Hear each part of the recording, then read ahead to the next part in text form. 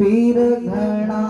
होवा मुल्क में सिंध मौला तो खेदिनो पीर पगारो तब हवा सिंध मौला तो खेदिनो पीर पगारो तब हवा सिंध मौला तो खेदिनो पीर पगारो तब हवा सिंध मौला तो खेदिनो पीर पगारो तब ओ आलिम ज़ाहिद अणगण्या ओ हिन दरवाज़े ता बण्या आलिम ज़ाहिद अणगण्या हिन दरवाज़े ता बण्या ओ थी विया कामिल झलक में थी विया कामिल झलक में पीर घना होवा मुल्क में सिंध मौला तो खेदिनो पीर पगारो तब हवा सिंध मौला तो खेदिनो पीर पगारो तब हवा सारा पार मिसल पाण सगोरो बेमिसल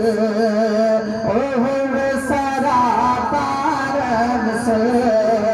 पाण सगोरो बेमिसल ओ चंद्र जी ये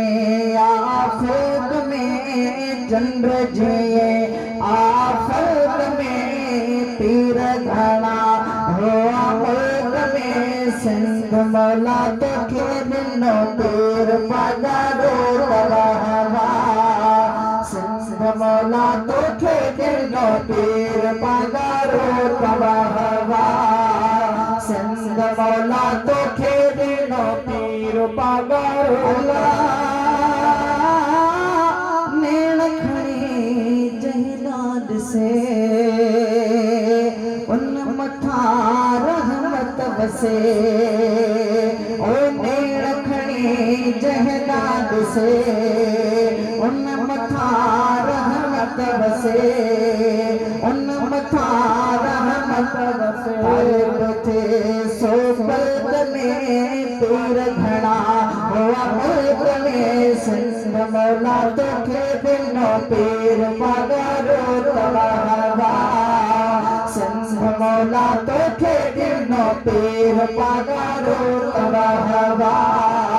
सिंध मौला तो खेदिनो पीर पगारो तब हवा शान लिखी कोने सघो ओ लिखंदो चा मुफलिस बुधो अल्लाह शान लिखी कोने सघो ओ लिखंदो चा मुफलिस बुधो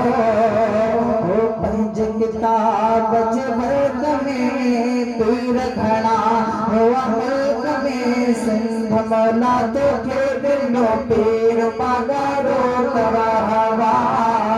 सिंध मौला तो खेदिनो पीर पगारो तब खल्क में पीर घना हुआ मुल्क में सिंध मौला तो खेदिनो पीर पगारो तब हवा सिंध मौला तो खेदिनो पीर पगारो तब हवा।